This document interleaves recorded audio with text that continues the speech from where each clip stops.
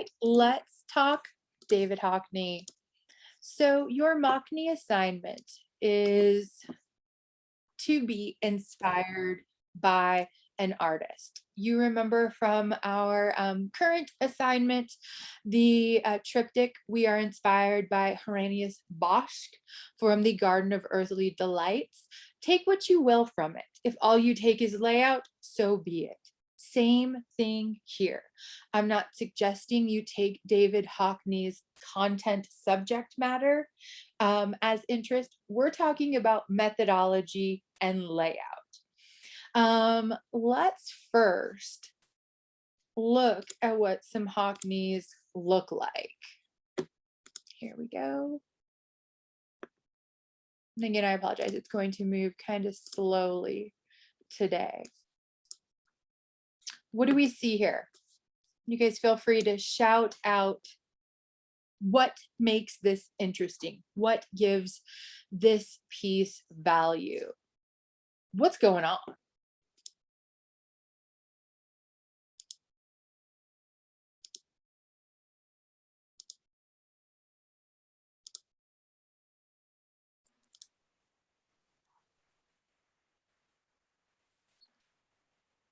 Well, in the first one, at least, there was a lot of broken lines that sort of lead your eye all over the place. Sort of pull you into various different spots. And it sort of triggers that, I don't remember what it's called, where your brain tries to fill in something to make it one whole thing, but you can't. So your brain just constantly like, I want to fix it, but I can't. Hannah has the urge to fix this. What happens when we provide an image that is the same methodology, but technically doesn't need fixing? How is this a different type of the same image?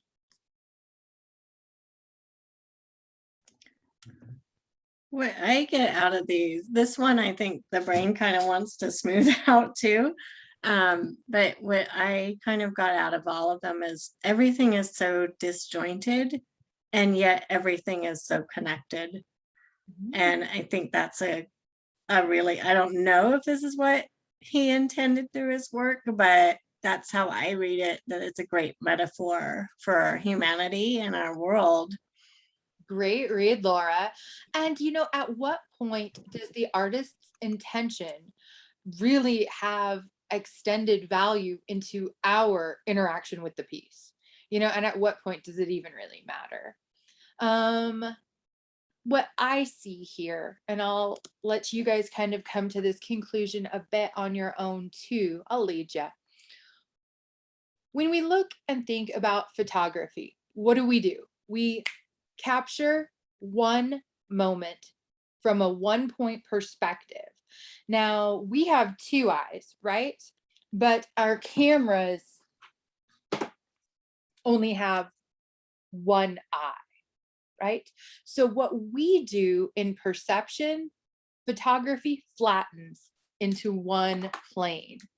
What Hockney does here is he opens up the view.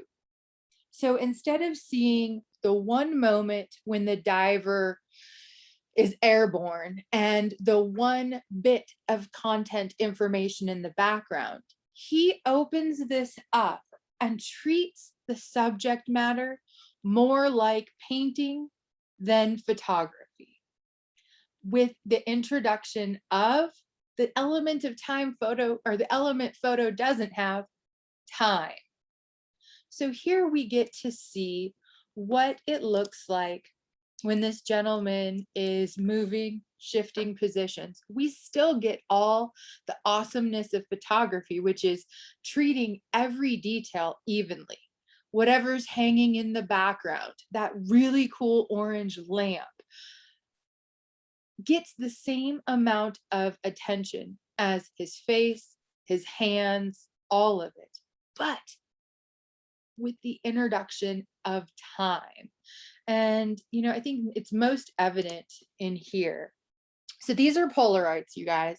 Early 80s, David Hockney got obsessed with Polaroid. Who isn't obsessed with Polaroid? I'm obsessed with Polaroid. He has always been a painter. Beautiful, amazing, abstract expressionist, but like 60s, 70s painter. If you look him up, you're probably going to see he's most famous for his paintings. But Polaroid came out and he said, hey, there's something really gratifying about pointing my camera at something, getting an instant representation of it. So he started making these collages. He calls them joiners. So we will call them joiners. You guys need to decide for yourself, is this neat, orderly grid how you see the subject matter, whatever the subject matter might be? Or do things get pieced together in a different way that's more about movement, that's more about showing how we can take it all in at once? Or are you going to brave it and try to do a portrait? Portraits are hard because they don't come out exceedingly not attractive, but they're not flattering. People wouldn't say, oh, I want to be represented in this way. But how cool is it? Especially in this one where we get to see the hands gesturing. I talk with my hands. It's a very, I don't know, subconscious, grew up in an Italian household kind of thing. If I had to like have my hands tethered, I probably wouldn't be able to explain things to you. So this piece speaks to me in that way. Or are you going to take 300 images and rebuild back a piece that shows us glimpses where the rock in the corner or the cactus in the corner that you may not have noticed while you were shooting becomes just as important as the highway signs, the beach, all of it. This is the kind of stuff that you, most of you, as people who came about in an age where digital photography was standard, missed out on the time period when film gave us surprises. I go out and shoot all day, come home, develop a roll of film. I still have to wait probably 24 hours before it was dry enough to put it in sleeves, look at it on a light table with a little loop, see what I got. I'll tell you, I was shocked often. I got surprises. We don't really get surprises anymore. But when I was shooting this Mockney last year, that I'll show you guys, I was shooting at Red Rocks. I got some surprises. So keep that element of excitement and potential for surprises at your kind of in the front of your mind as you shoot these. Shooting them will only take a few minutes.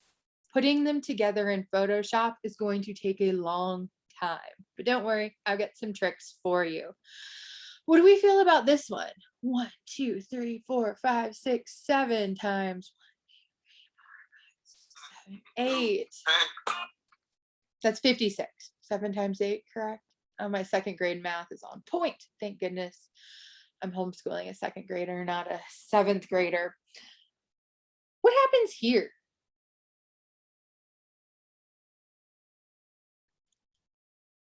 This flat file in the top left now gets just as much glory as the guitar, the fruit, half and half in a can. I don't know about that. And the flowers. Photography has a great power of leveling.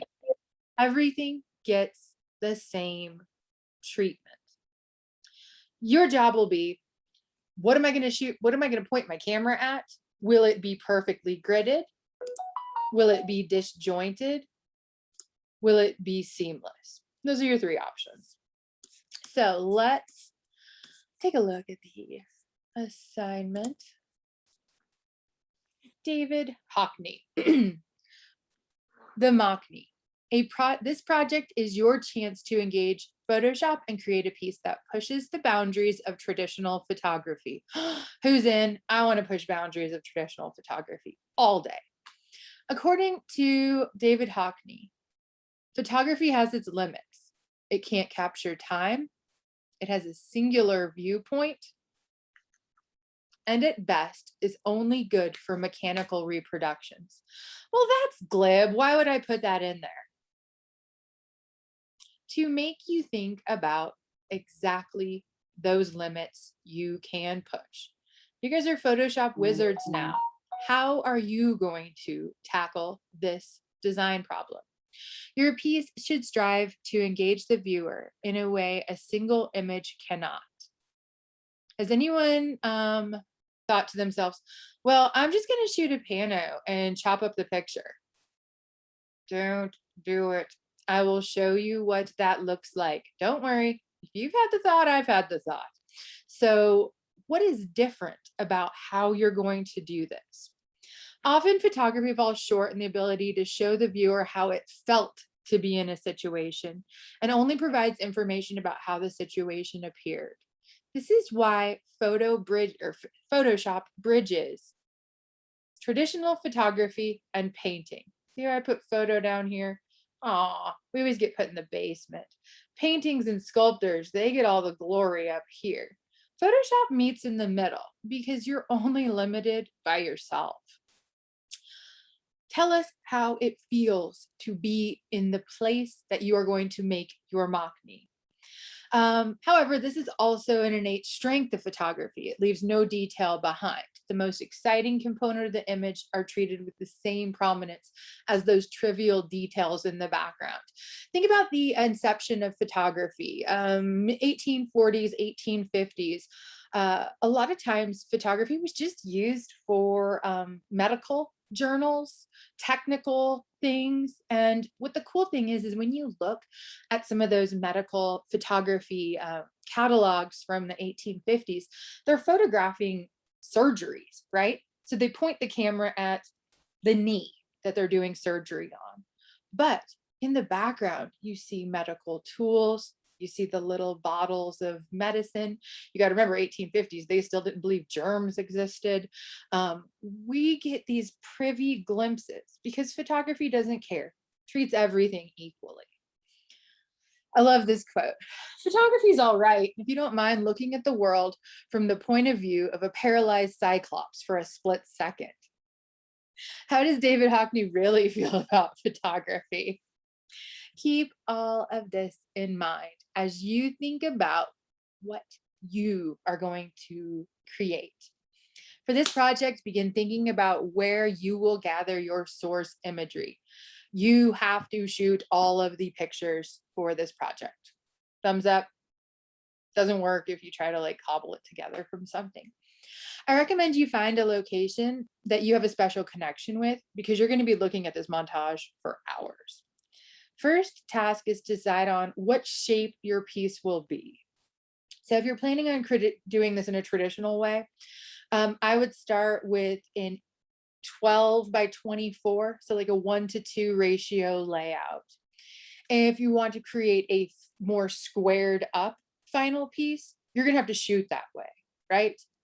Remember the dimensions of your camera. Now, I'm sure some of you are going, ugh, I'm gonna shoot this on my phone. What do I do? Don't worry, I will help you. You need to remember one thing. Folks with your cameras off, do you hear me? One thing, if you're shooting this with a phone, you need to zoom in and think about your final shape before you shoot this. Otherwise, I could just go to my wide pano camera setting and go click, click, click, click, and get it all in. It's not the point of it. You want to be zoomed in and get snapshots of time. You could do this slowly and get cloud movement. Cool stuff. I also recommend while you're standing here, start shooting a little bit behind you. So you're not just getting 180-degree fisheye, you could be getting 240. And then you can decide if you want to keep those images on the side or toss them, but at least you have them. Okay. Make sure you take as many photographs horizontally as you do vertically if you are trying to make a rectangular image. Here's the rules to this Hockney game. You must have at least 6 images in each direction. So we should shoot up. Click, click, click, click, and down. Don't worry if you get your feet in it. You guys are great at Photoshop. Content aware, fill those feet right out of there. Or maybe your piece is about you firmly standing somewhere. Leave your feet in there. 6 images in each direction. David Hockney calls them joiners. Please refer to them as such. We are creating joiners. We care about what happens when these images join, butt up, or overlap. You can have more images, but please no more than 10 in each direction. Projects that use too many individual pictures can quickly become huge, unmanageable files. Okay, so we got to remember our constraints there. Most of these files I opened were 600 megs, or they're big dogs. So when you turn these in, if you have a slower internet connection, send me the PDF, okay? We'll be looking at your files all along the way. 3, create a large canvas in Photoshop. You should be at least 24 inches in one direction, 300 ppi. You want more space to move your images around the canvas. It's easier to crop after. If you want that perfect rectangular image, let those corners hang off, crop them off in the end. Let's say your bottom right corner, it's always the bottom right corner, you don't have a picture there, fill it in, right? Snag from a different image, fill it in. Think about how you want your joiners to meet. Will they overlap? Will they be a regimented grid pattern? Will you include the negative space between them? Will your final shape be uniformed or irregular? Adam, how many pictures do you have to take for the assignment? At least 30 to 36. Bottom, least amount possible. Good, Adam. Thanks for asking. I think I said 6 in each direction, but if you end up doing 5 down and 6 across, that's 30. That'd probably be manageable too. Last but not least, after you have collected your images to start importing them to Photoshop, my best advice is to begin in the middle. You will be shocked how quickly, if you start on the left, your stuff will fall off to the bottom right.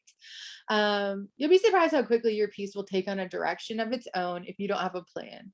But maybe that is your plan. Maybe you're a lot less, I don't know, controlling and regimented than me. Make sure though, you are managing the direction that the piece is going. Make intentional decisions. We'll do a mid-crit on this.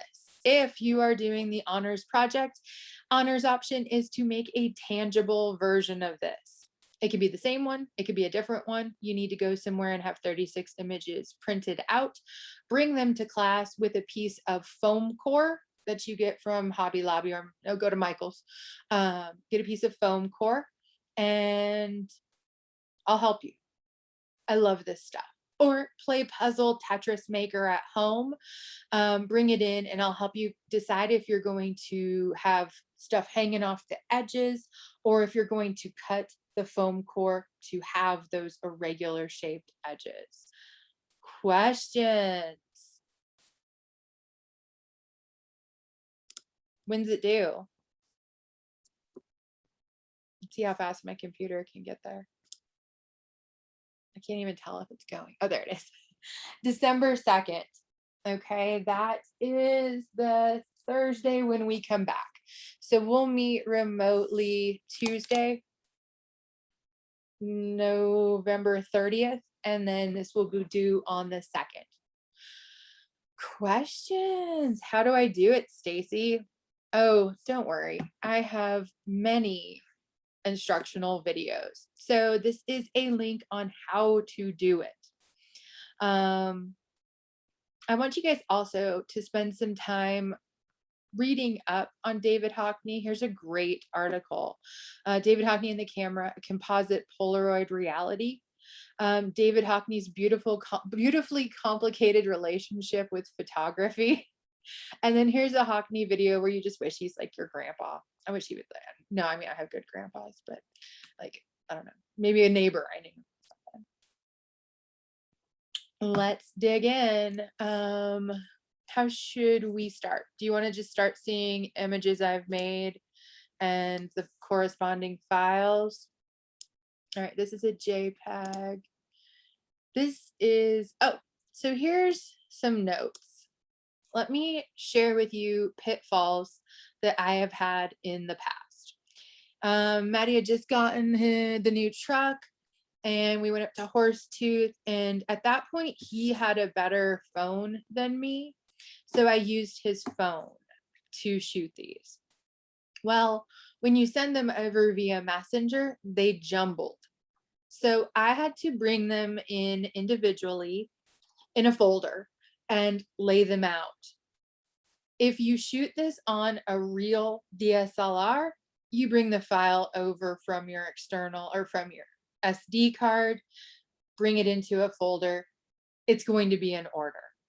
Do not make the mistake I did of having to send it to yourself in emails or in Messenger. If you shoot with your phone, make sure you are organized in getting the files to yourself.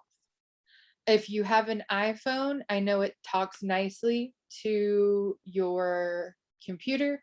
If you have an Android, it does not talk nicely, right?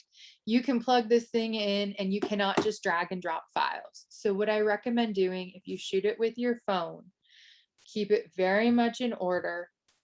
Send yourself 6 at a time in emails, download them in order, keep them in order in a folder.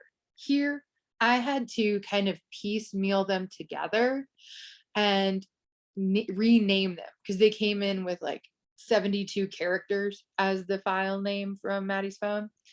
It sucked. Don't let this happen to you. This is a screenshot of the folder I made, but you know what? It's kind of cool because I got to see that it was going to turn into this panel. Horsetooth perfect. No, where's Horsetooth not perfect? Horsetooth 2020. So this one. When you guys see these now and you kind of get to figure out what they'll look like in the end, are we excited about this project? Yes. It's like the kind of thing that I have like always want to do places. All you gotta do is take a few minutes to shoot these and come back and create these masterpieces out of it. This is exactly how it feels to be at Horsetooth on a windy, it was so cold and so windy that day. And the cloud movement shows that. Now you can see I brought all these files over. What does this kind of remind anyone of?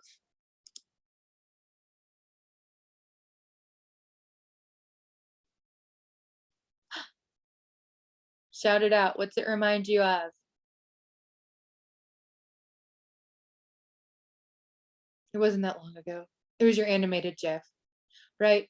I gave you 30 files. You brought them over through scripts, animate, load files into stacks. Please use this as your method to get all of your source images into Photoshop. Do not drag and drop 36 files. That is just time in your life you'll never get back. Let me go through this again. So here are, let me open this up. Here are my original files. What class are we? Photoshop, Project, Mockney, Horsetooth. Here we go. So you guys can see 1 through 36. And I couldn't figure out if this one was 19 or 22 because I think it's just grass. I would go to Photoshop, File,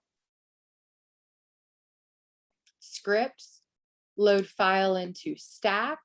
I have so much open. I don't know if I can do this, but browse, go find my 1 through 36 and bring them in that way.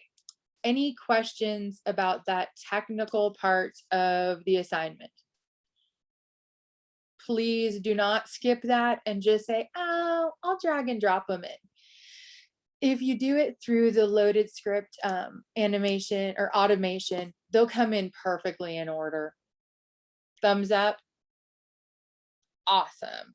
So now we can talk about the what and the potential pitfalls. This is another one I made. This is a place I shoot at a lot. For this one, I had 1, 2, 3, 4, 5 images up. So when I say 5 images up, that's how many are vertical. And 1, 2, 3, 4, 5, 6, 7, 8, 9, 10, 11, 12, 13, 14, 15, 16, 17, 18, 19, 20 across, right?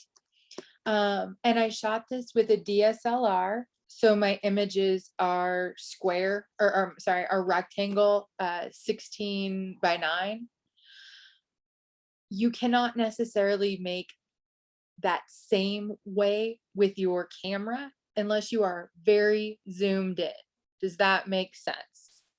Otherwise, we could sit here and I could take a Mockney of my room or my office. My room, I don't live here. I live in a different room in this house. And put it on my super wide setting and go 1, 2, 3, 4, 5, 6, 7, 8, 9. Got to get Lily and the guitars. And in 9 images, get the whole thing in, right? But I want to see time and space bend in your project. Ooh, you didn't know that you were having a class today to bend time and space, but we aim high in here. I would recommend shooting zoomed in and start up in the top back corner. 1, 2, 3, 4, 5, 6, 7, 8. Upper middle. 1, 2, 3, 4, 5, 6, 7, 8. Lower middle. 1, 2, 3, 4, 5, 6, 7, 8. So on and so forth. The where is up to you, and the how is to a degree. And we'll watch the video in a second. Now, I'm sure some of you said, my camera takes awesome panos. So here's Red Rocks. I was doing a maternity shoot that day and said, I'm not going to give up. It was the lady's 4th girl. That crazy. I don't know. I couldn't imagine raising 4 girls. I said, I'm not going to give up this opportunity as the sun goes down to not go make a cool Mockney for a class example. So I made this image. Hang on, my Photoshop is locked up. So I made this image and it's great, right? Tells us exactly what it's like from a camera representational kind of version of this. How is this different? Oh, let me try to do that. View, nope, window, arrange, 2 up horizontal. Nope, I don't want this one. How do I pick it again? Stacey, while you're figuring that out, I have a question. Hang on. I'm getting it. Okay. Give me 1 second. Here, hang on. Nope, not getting it.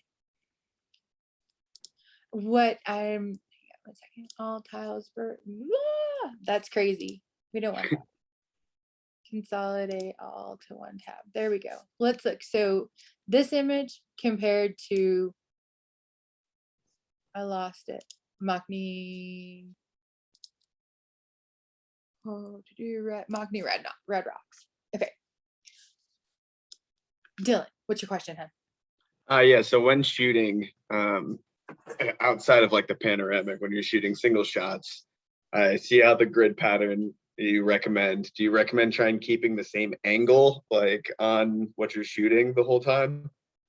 Yep. Okay. This is about you in one place at one time showing me how it feels and the moments of being there. Got it. We also have this like tendency to like fall off to the right. So be conscious of that. The nice thing is when you take your picture, you can look at it and make sure you only move enough to be either butt up against or slightly overlapped. Mhm. Those are the decisions. So Dylan, great question. I recommend you do a practice in your backyard, in a parking lot, at school on Thursday. Do a practice run. On Thursday, I'm going to pull out the cameras. You can go outside, fire off 36 exposures, come in, put the SD card in our computers, and problem solve some things. So we're going to have some issues, right? If I am unfamiliar with using the light meter in my camera and I shoot up here, well, that's going to be brighter than if I shoot down here. So there's a huge learning curve to this assignment. And I'm going to try to help you not succumb to any pitfalls along the way. So if you're shooting with your phone, you know, you can push in the middle and go up and down for light or dark. You're going to need to control that as much as possible in camera. Otherwise, take a look at my layers. So over here, friends, I've had some problems, right? For some reason, these bottom ones, totally different looking than these top ones. And I've got color adjustment layers on a bunch of these. So I warmed those all up. So basically everything below here, 12 through 20, I needed to darken and clip to make them match. Pitfalls that you're not going to necessarily understand until you just do this. Also, for some reason, this one down here was super light. This is the magic. Now I know they're like, Stacy, that is just a rock, but that rock gets equal treatment as these amazing ground formations. Do I remember that rock when I was standing there shooting? No, but how cool is it that it's there and I didn't even notice it then? These are the little surprises, the little Easter eggs that you'll get when you really focus in and dissect an area. Erin, that's fine. You're fine. 140, 130. Yeah, totally cool. Erin, do you have any questions before Thursday on this? Okay. If you do, you guys shoot him in a message. But yeah, no, if you've got an appointment, take it. Let's look at some more. Now, oh, here's my trick, right? You're gonna be like, oh, Stacy, I'll just take a picture and then I'll put this cool grid. Where's my cool grid? Oh, there's just a bunch of lines. I'll put this cool grid over it. Nope. How is this just not the same? No space, no time. We are capturing a single moment from a single perspective versus a time elapse of multiple moments. Let me bring back my horse tooth. Nope, my Red Rocks pano. This image has depth, movement, time, guts. This image is flat. Anyone can make this image. You need a level of expertise that only you have garnered in the last 11 weeks to make this image. Totally different vibe. So don't worry, I've seen people do this and it's painfully obvious to me.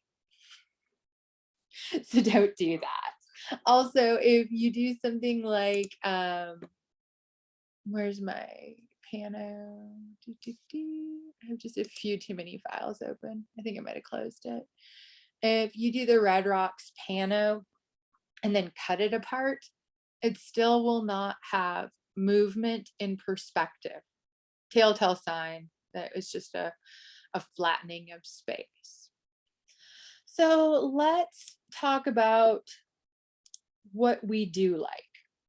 So on this image, I really like this kind of open space that I get, but I maybe don't necessarily like the background. We could do some I've figured out a few ways to deal with this. One, I could fill in this space, right? I have enough information. I could clone stamp the daylights out of it. Or I could embrace this weird shape and grab my color picker and get my color picker. There we go. And get a pretty blue and a I don't know, warm color. Sorry, you guys are in the way. That's a gross color. Do something like this. And then spin a gradient across the background.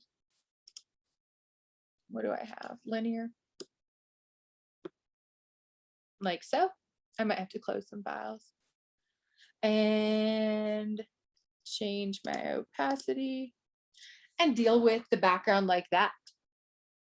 Completely cool way to add some space and depth. Maybe I want it to go straight up and down and be more blue than tan. See if we like this better. That's kind of pretty too. Maybe I want it hardly tan at all. Ooh, I took that way out of Photoshop town. This will be mainly blue and it fades at the bottom, just to kind of blend in with the sidewalk. Super cool. Or we can change our mind and have our clean white background. Those are those kind of finishing touches that you guys are challenged to figure out for yourself. The Mockney. All right, let's, any questions? I'm going to show the video real quick. Erin, if you need to go, you're welcome to. Or here it is, and it's super short.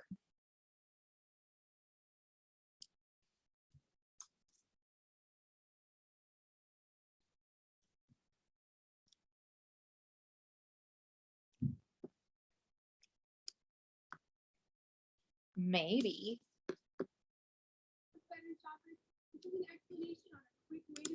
Images for your Mockney. I'm going to do 4 rows of 9. So I'm going to start shooting even back behind me. So this will be 1, 2, 3, 4, 5, 6, 7, 8, 9. Swing back around and start with 10, a little bit lower. 10, 11, 12, 13, 14. You guys get it. 21, 22, 23, 24, 25, 26, 27. We're going to do one more row and we'll go even lower. 28, 29, 30, 31, 32, 33, 34, 35, 36. So that is 4 rows of 9 images. That's going to give me a huge collection of information of the space around me. Let's look at the images I took. It's my old house.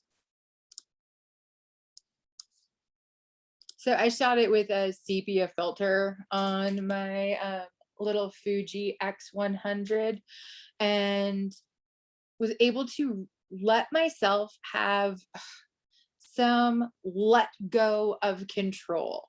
As my husband shooting the video of us at our old house. So you get to see down the road, Kenny and Sandy's house, and all the way up the road there too. This project doesn't need to rest on grandeur. It needs to lean into you, into what you want this to be about. I highly recommend creating a practice. Grab your camera or your phone, zoom in, pick your ratio. So on here, I'm going to go to my camera. I'm in photo. If you are an Android like me, here is your ratios, right? So at the top, ooh, that is so creepy with the camera. We can pick a 3:4 ratio. So that is going to be fairly squatty, but rectangular. A 9:16, that is almost full frame. 1:1, which is your Instagram, your square. Highly recommend this if you want to make a square piece. Or come on, you're full. Shooting this full, and I don't know if you guys have these at the bottom, but like here's your zoom in one. This is going to give you a very long linear image. I recommend being zoomed in and either doing 3:4 or 1:1. See how much sorry, I got a lot of lights on in here. See how much we're zoomed in? We're only getting the top corner of my bookshelf, right? If we zoom out, we got my whole office. This needs to be shot, if you're using a phone, very much zoomed in.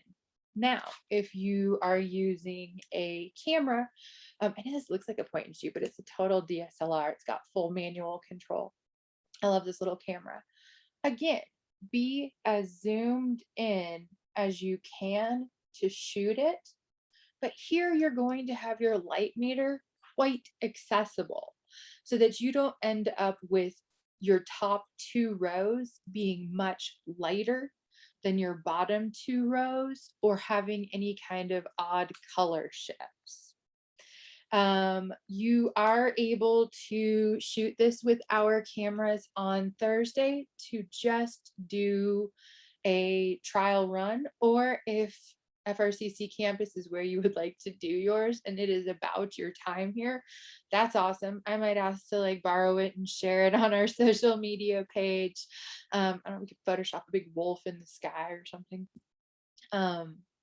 That is completely okay too.